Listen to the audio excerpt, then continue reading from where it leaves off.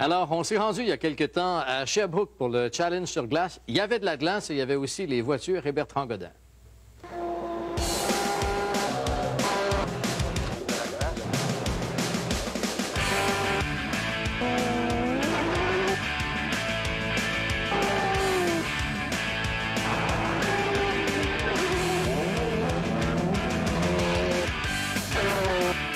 Alors Bertrand, la course sur glace est tout à fait différente d'à peu près toute autre sorte de course. Qu'est-ce qu'on a sous la voiture pour nous permettre de rester sur la glace? Premièrement, les gens peuvent penser que c'est des voitures modifiées.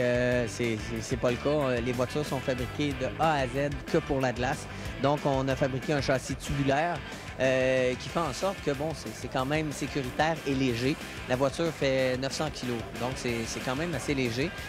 Mais c'est une technologie de course suprême. C'est vraiment des Formule 1 de la glace. Alors, qu'est-ce qu'on doit adapter? Tout, j'imagine, le moteur, transmission, suspension? Bien, déjà, en partant, on a un V6 Renault de 3 litres qui développe autour de 350 chevaux.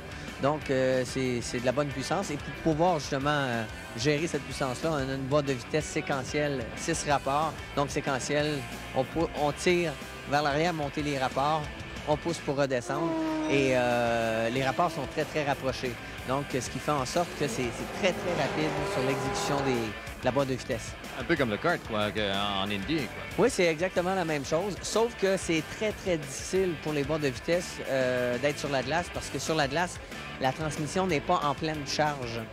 Donc, c'est comme si on fait tourner une voiture dans le vide.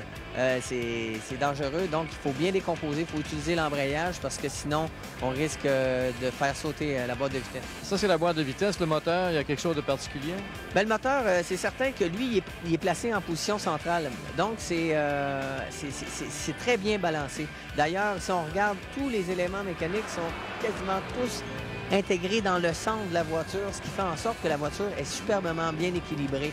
Et en plus de ça, bon, ben c'est des amortisseurs de course, hein. On a des All-ins là-dessus avec l'acquisition de données. Juste l'acquisition de données, c'est pour recueillir toutes les informations. On sait combien de millimètres les amortisseurs se sont compressés dans telle courbe. On sait combien de degrés on a tourné le volant, à quel régime on était.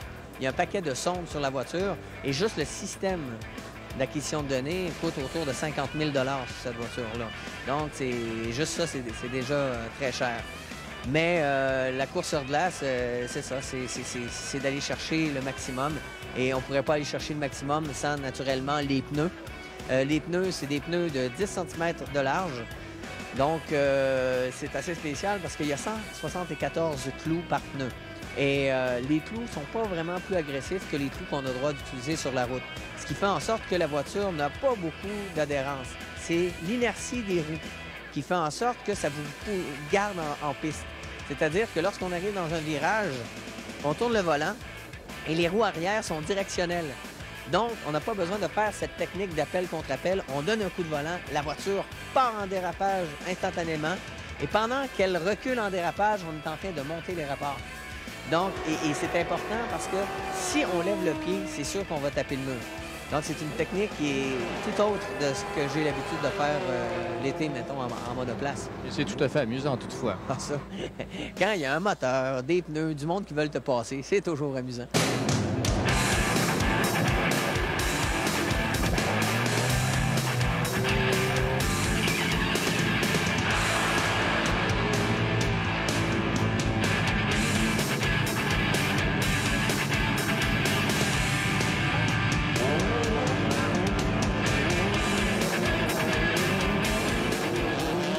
Il y a des particularités aux freins également? Oui, mais les freins, on n'a pas besoin de gros freins parce que sur la glace, bon, c'est facile d'aller chercher le blocage de roue. Donc, on a des petits freins de façon à faire en sorte que la voiture soit allégée au maximum.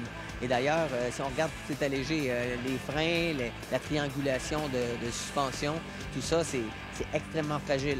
Et vu que les courses sont très longues et que c'est dur pour la mécanique, ça prend un pilote là, qui va économiser la mécanique. Et en ce qui concerne le châssis, un châssis particulier ou on recherche tout simplement la solidité et la...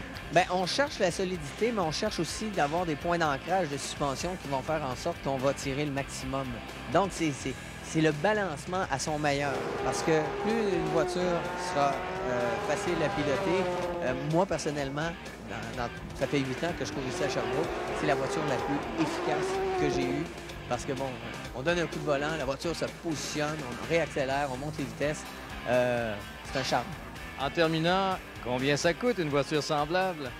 Bien, actuellement, on m'a dit que c'est autour de 400 000 $. Donc, imaginez-vous prendre votre maison, mettez des roues après, c'est à peu près la même chose. Donc, c'est une grande responsabilité de conduire une voiture du genre. Vous avez une grande maison, vous, 400 000 $. Non, mais j'aimerais ça en avoir une comme ça. Mais bon, comme la voiture, j'ai pas les moyens. Merci beaucoup, Bertrand. Bonne course. C'est gentil.